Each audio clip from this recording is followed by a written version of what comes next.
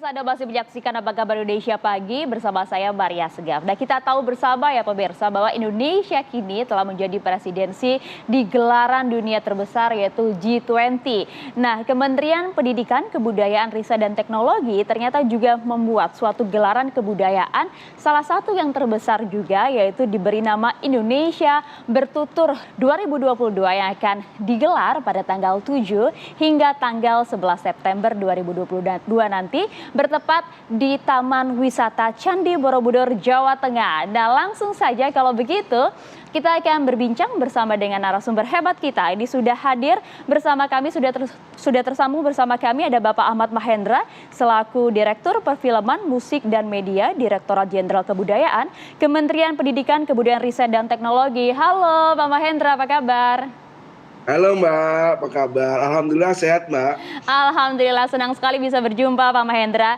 Tapi Pak Mahendra tidak sendirian ya, sudah hadir juga ada Mbak Laura Basuki selaku ikon dari Indonesia Bertutur 2022. Halo Mbak Laura. Hai, selamat pagi. Selamat pagi. Aduh, cantik sekali menawan menyapa pemirsa kita. Terima kasih Mbak Laura. Oke, kalau gitu saya ingin ke Pak Mahendra. Mungkin bisa cerahkan kita semua Pak. Sebenarnya Indonesia Bertutur 2022 ini apa? Dan latar belakang digelarnya event ini salah satu juga event kebudayaan ya. Di gelaran G20 tentu ya Pak Mahendra.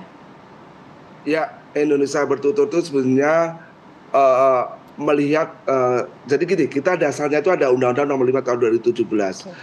Pada dulu pemerintah itu fokusnya hanya di pelindungan terhadap situs gitu ya, terhadap situs itu konservasi dan sebagainya. Sekarang tetapi di dalam undang-undang itu ada progresifnya adalah bahwa kita juga perlu pemanfaatan dari situs itu bisa untuk tadi untuk edukasi, untuk dan sebagainya. Jadi tujuan dari undang-undang kita juga mensyaratkan objek pemajuan kebudayaan kita, salah satunya adalah situs-situs ini, untuk bisa dimanfaatkan yang berguna untuk yang pertama, untuk identitas, yang kedua, untuk ketahanan budaya, yang ketiga untuk diplomasi, dan keempat adalah untuk kesejahteraan. Nah, untuk menjadi identitas kan harus dipahami kepada generasi penerus. Dulu kebudayaan itu kita kan mengenal tradisi lisannya. Indonesia sebagian besar adalah bertutur. Jadi mewariskan dari generasi ke generasi itu adalah lewat lisan. Nah sekarang ini kan tidak mungkin kita ngomong satu-satu ke orang gitu ya. Dulu kan sistemnya memang masih berlaku, keluarga, setiap keluarga pasti akan menularkan nilai baiknya. Nah sekarang ini kan susah sekali ya, kita aja ketemu anak aja bisa sehari belum tentu ketemu ya kayak gitu dan sebagainya. Nah dengan cara inilah kita itu memberi jembatan kepada generasi muda, bagaimana untuk bisa memahami bahwa kearifan lokal kita, situs-situs kita ini dengan cara kekinian. Jadi program kita utama itu dulu, prioritas memberi jembatan. Jadi banyak program kita yang selalu untuk memberi jembatan sehingga orang paham. Ini yang di luar Indonesia Bertutur dulu ya, di tepi sejarah contohnya. Kita cukup melihat monolog dalam 1 jam, itu seperti kita melihat buku yang setebal itu yang mungkin bisa dibaca sebulan. Contohnya, ya itu contohnya. Jadi orang bisa langsung paham tokoh Amir Hamzah contohnya, atau Mbak Laura Basuki waktu itu Sintinio gitu dengan perjuangannya dan sebagainya. Jadi itulah cara-cara kekinian. Jadi Indonesia Bertutur ini adalah cara baru untuk pemajuan kebudayaan. Kebudayaan adalah tangible dan intangible termasuk situs-situs ini. Nah Indonesia Bertutur itu hadir untuk itu, cara baru untuk pemajuan yang nanti adalah menarasikan 20 situs dari zaman prasejarah sampai zaman Majapahit. Jadi itu yang kemudian menjadi menjadi film, menjadi tari, kemudian menjadi karya baru gitu ya, karya-karya baru seperti seni pertunjukan, bisa menjadi inspirasi dari mapping gitu ya, jadi video mapping, festival cahaya, Esplanade Media, sehingga seniman itu menarasikan seperti kalau kemarin diceritakan oleh direktur artistik kita Mbak Melati, Prehistory Body gitu. Salah satu contoh itu menarasikan Sangiran yang dulu pertunjukannya manusia purba dulu gitu, istilahnya orang dulu gitu contohnya. Kemudian juga masalah leang-leang yang gambar tangan, kemudian yang Borobudur itu dan sebagainya. Jadi itulah yang kemudian nanti orang bisa memahami nilai dibalik dari dari sebutnya Candi Borobudur ataupun situs-situs lain Iya. yang sedang dinarasikan. Oke. Jadi itulah, dan itu adalah cara menjaga kebudayaan, Mbak. Ya, cara menjaga kebudayaan. Jadi artinya paling tidak Kemendikbudristek di sini ingin begitu ya, bahwa kita semua masyarakat, terlebih anak muda, paham betul sejarah Indonesia dan juga kemudian bisa bertutur juga ke anak cucunya nanti, begitu ya Pak ya? Tujuannya seperti itu. Betul. Betul, Mbak. Ini kalau Anda melihat Pak Mahendra, memang anak muda kita sekarang masih belum begitu mengenal sejarahnya atau bagaimana, Pak? Kita ini kan harus mempersiapkan diri ya. Kita masuk ke ruang-ruang dalam konteks literasi dan apresiasi. Kita harus memberi ruang-ruang kepada dengan cara kekinian seperti tadi. Makanya pemerintah juga memakai cara-cara yang sekarang kekinian, yang tidak seperti dulu yang Mbak Laura Basuki tahu ya. Pemerintah itu ya terlalu kuno juga menanganinya gitu. Kita enggak, sekarang memulai sesuatu yang keren gitu, memulai drama musikal, sesuatu kayak seperti kemarin kita di Dharmasraya menarasikan karya drama musikal dengan cerita Ganda Petak dan Jingga, langsung dipahami bahwa mereka itu punya ikon Ganda Petak dan Jingga. Kalau kita cerita pakai teks buku walaupun tetap diperlukan, itu agak susah, tapi setelah dipakai drama musikal langsung dipahami. Nah, itulah sebetulnya yang ingin kita lakukan gitu. Jadi anak-anak muda sekarang ya kita tahu pasti kita takut yang globalisasi ya Mbak kan perlu tahu lah, Mbak Laura juga tahu orang lebih mengenal mungkin Korea gitu ya. Nah, kita tidak bisa menanggulangi, Mbak. Kita nggak mungkin menanggulangi, tapi kita harus mengimbangi. Ya gitu ya. Salah satu caranya melalui Indonesia Bertutur ini ya Pak ya? Betul. Indonesia Bertutur ini adalah cara yang tidak ketinggalan zaman. Pendekatannya pun juga pendekatan yang kekinian. Jadi harapannya bisa sampai bahkan tidak hanya ke jangkauan seluruh masyarakat, tapi juga ke anak-anak muda. Ikonnya saja di Indonesia Bertutur 2022 ini ada Mbak Laura Basuki. Dan saya pengen ngobrol-ngobrol sedikit sama Mbak Laura, Mbak. Ini tugas besar tentunya ya, kemudian didapuk sebagai ikon dari Indonesia Bertutur 2022 ini, suatu festival seni salah satu yang terkaya dan juga terbesar juga. Boleh cerita Mbak soal ini, Mbak? Wah, waktu pertama kali dihubungi untuk mengajak terlibat sebagai ikon Indonesia Bertutur, aku benar-benar ngerasa terhormat dan senang banget, karena menurut aku ini salah satu acara yang sangat penting untuk generasi muda terutama, supaya kita bisa sama-sama menjaga budaya berkelanjutan dengan cara yang menghibur dan mengedukasi lewat tuturan tafsiran kembali oleh 900 pelaku budaya baik dari Indonesia maupun dari luar. Mereka akan menafsirkan kembali 20 cagar budaya Indonesia dengan konteks yang kekinian, tentunya memanfaatkan teknologi dan media baru seperti yang tadi Pak Mahendra sebutkan, lewat video mapping, film tari, kemudian pertunjukan teater, musik, sampai instalasi cahaya, dan semuanya itu dilakukan guna anak-anak muda bisa terus menjaga budaya kita, supaya harapannya bisa menjaga keseimbangan dalam berbangsa. Gitu. Oke, begitu excited ya kayaknya Mbak Laura ya Mbak ya? Itu sekali. Oke, tadi kita dengar Mbak Laura sampaikan juga seperti apa Indonesia Bertutur ini. Kemudian Pak Mahendra tadi juga memberi gambaran sedikit. Nah, ini nanti boleh cerita ya Mbak Laura dan juga Pak Mahendra, tapi ditahan dulu usai jeda. Kami akan kembali untuk Anda. Ya, Anda kembali di Apa Kabar Indonesia Pagi pemirsa. Kita lanjutkan perbincangan kita. Pak Mahendra, jadi nanti Pak Indonesia Bertutur 2022 ini acaranya akan seperti apa? Ya, untuk yang pertama untuk informasi untuk masyarakat umum, sebenarnya acara ini akan dimulai dari tanggal 7 sampai tanggal 13. Tapi untuk umum itu tanggal 7 sampai tanggal 11 saja. Dan gratis. Jadi gratis ya. Ini yang penting sebenarnya Pak ya?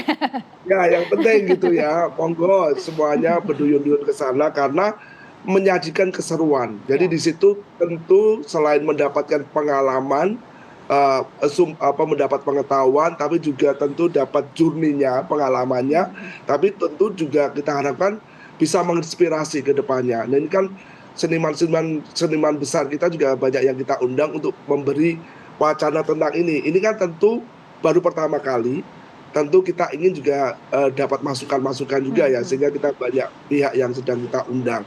Nah, ada apa saja? Nah, ada apa sajanya tuh tadi sudah sebagian oleh kita sampaikan, Mbak Laura juga sampaikan. Tentu seru sekali. Kalau baru pertama kali Borobudur di mapping 12 karya. Kalau lihat teasernya sebetulnya kan ada di TV One juga kemarin gitu ya, itu luar biasa. Semua ada 12 karya, 10 dari Indonesia, 2 dari luar negeri. Dan itu menyajikan, menarasikan warisan-warisan budaya kita yang kemudian dimappingkan dengan teknologi ya, teknologi cahaya dan sebagainya langsung ke Borobudurnya. Bisa disaksikan langsung di sana gitu keseruannya gitu. Nah, sambil di situ juga ada seni pertunjukan, ada dua panggung, ada Lumbini sama Aksobia gitu yang bergantian untuk pertunjukannya. Nah, di situ banyak pertunjukan yang bagus-bagus. Di situ seperti teater garasi, senyawa, kan tulus gitu ya. Seperti itu, kemudian Presbyterian Body dan seniman-seniman lainnya itu dipertunjukkan. Kemudian juga ada festival cahaya yang menarasikan tadi yang lain, situs-situs yang lain, tapi jadi sesuatu yang berbeda. Keren banget pokoknya. Di panggung senja itu sambil layah-layah Mbak, sambil melihat Borobudur juga, itu kan sore. Jadi kita mulai itu dari itu momen terbaik melihat kemegahan dari Candi Borobudur. Oke, saya mau ke Mbak Laura kalau begitu Pak. Mbak Laura, kalau ngomongin soal acara pasti akan keren banget deh gitu ya kan. Terlebih lagi Mbak Laura ini didapuk sebagai ikonnya Indonesia bertutur. Nah, kalau pertanyaannya, seberapa cintanya Mbak Laura Basuki terhadap budaya Indonesia begitu kaya ini Mbak? Ada kisah menarik nggak? Mungkin boleh dibagi kepada kita semua. Oke. Aku selalu amazed sih, tiap kali punya kesempatan syuting di luar kota, aku pasti selalu sempatkan untuk mampir entah ke museumnya atau ke cagar budaya di kota itu masing-masing. Dan setiap kali ke sana tuh selalu dapat pelajaran baru, ilmu baru, dan akhirnya semakin meyakini bahwa Indonesia tuh kaya sekali. Dari zaman nenek moyang kita itu tingkat artistiknya, seninya itu udah sangat luar biasa walaupun dengan teknologi yang terbatas gitu. Jadi aku nggak sabar banget untuk segera ke Candi Borobudur melihat lagi Candi Borobudur dari sudut pandang yang berbeda dengan video mapping yang begitu modern. Benar-benar udah nggak tahan lagi deh kapan bisa segera ke sana gitu menyaksikan. Video mapping yang begitu luar biasa. Mungkin boleh kasih bocoran sedikit Mbak untuk anak-anak muda terlebih nanti apa yang kemudian paling ditunggu oleh seorang Laura Basuki dari Festival Seni nanti Indonesia Bertutur 2022? Oke, selain yang tadi Pak Mahendra sebutkan akan banyak sekali acara, ada Tulus, Ardhito Pramono, kemudian teater garasi segala macam. Selain itu akan juga ada expanded media. Itu akan dilaksanakan di 4 art space yang ada di sekitar Candi Borobudur dari tanggal 7 sampai 13 September. Itu ada di Museum Haji Widayat, kemudian Apawato, Eloporogo Art House, dan Limanjawi Art House. Itu kalian bisa melihat banyak sekali karya seni, baik dari seniman Indonesia maupun luar. Mereka akan menginterpretasikan 20 cagar budaya kita. Oke, itu tadi sudah paling tidak bocoran sedikit ya dari Mbak Laura gitu, akan menarik. Tapi kalau tadi kita simak juga ada 900 ya Pak Mahendra, ada 900 seniman paling tidak. Siapa saja ini Pak Mahendra? Dari seluruh Indonesia Mbak gitu ya. Kita kan mulai dari tahun lalu ada yang di open call gitu ya, ada yang memang ditunjuk. Tapi kalau karya-karya yang baru ini tentu seniman-seniman yang bergerak di kreatif ya, terutama di seni rupa, kemudian di mapping yang teknologi mapping yang memang ditantang untuk yang di Borobudur yang besar gitu ya. Video mapping itu ada Rampage Production, di Sidekit dari Thailand, Furico Studio Bandung, Mansion House Jakarta, Modar, aku kemarin itu sempat apa sih Modar ini gitu ya, dari Yogyakarta. Kalau dari luar juga ada Enrico Pina, Malin Miliar, kayak gitu-gitu dan sebagainya Mbak. Banyak sekali, makanya ada 900 orang yang nggak bisa disebut satu persatu tentunya. Jadi tetapi kita sudah merangkul semua pihak untuk tampil di sini, tentu dengan kekinian tadi ya, dengan cara-cara kekinian tadi. Kita udah mulai dari tahun lalu loh Mbak, ini tidak semata-mata langsung menghasilkan karya, nggak mungkin Mbak, karya itu langsung kita pesan jadi gitu kan nggak mungkin, harus pakai riset segala dan sebagainya. Jadi mereka sudah mempersiapkan diri dari tahun lalu yang kita open call, kemudian terpilih, baru kemudian mana-mana yang cocok itu yang disajikan di sini, termasuk festival cahaya itu tadi ya. Jadi insya Allah lah Mbak, banget pokoknya, kalau nggak datang rugi pokoknya. Rugi.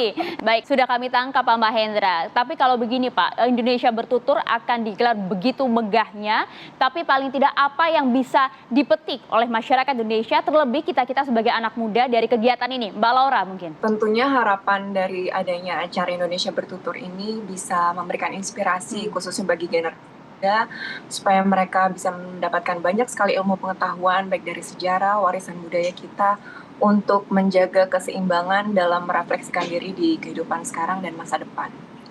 Oke, luar biasa. Pak Mahendra ada tambahan Pak? Ya, yang pertama tentu ini adalah wadah seniman-seniman atau anak-anak muda yang berkreasi. Pemerintah mengadakan Indonesia Bertutur kan bagian dari wadah. Betul. Nanti kita gerakkan juga komunitas-komunitasnya. Makanya ini yang pertama itu kesempatan, yuk datang yuk, biar ini menjadi sesuatu yang tidak hanya memang kerja bersama, sehingga bisa tadi seperti Mbak Laura bilang menginspirasi gitu ya. Nah inilah yang harus ditangkap anak-anak muda, ayo nonton deh. Aduh. Diskusi ketemu Mbak Laura akan datang tanggal 7, yuk penggemar Suki gitu ya. Pokoknya Untuk ini akan datang. menarik gitu ya Pak Mahendra ya. Semoga sukses acara Indonesia Bertutur 2022 yang keren banget. Mbak Laura sukses juga menjadi ikon dari gelaran besar ini. Semoga harapannya, tujuannya bisa ditangkap juga oleh masyarakat, terlebih anak muda ya. Terima kasih Pak Mahendra, terima kasih Mbak Laura. Terima kasih, Mbak. Oke pemirsa, apakah Indonesia Pagi masih akan kembali untuk Anda sesaat lagi.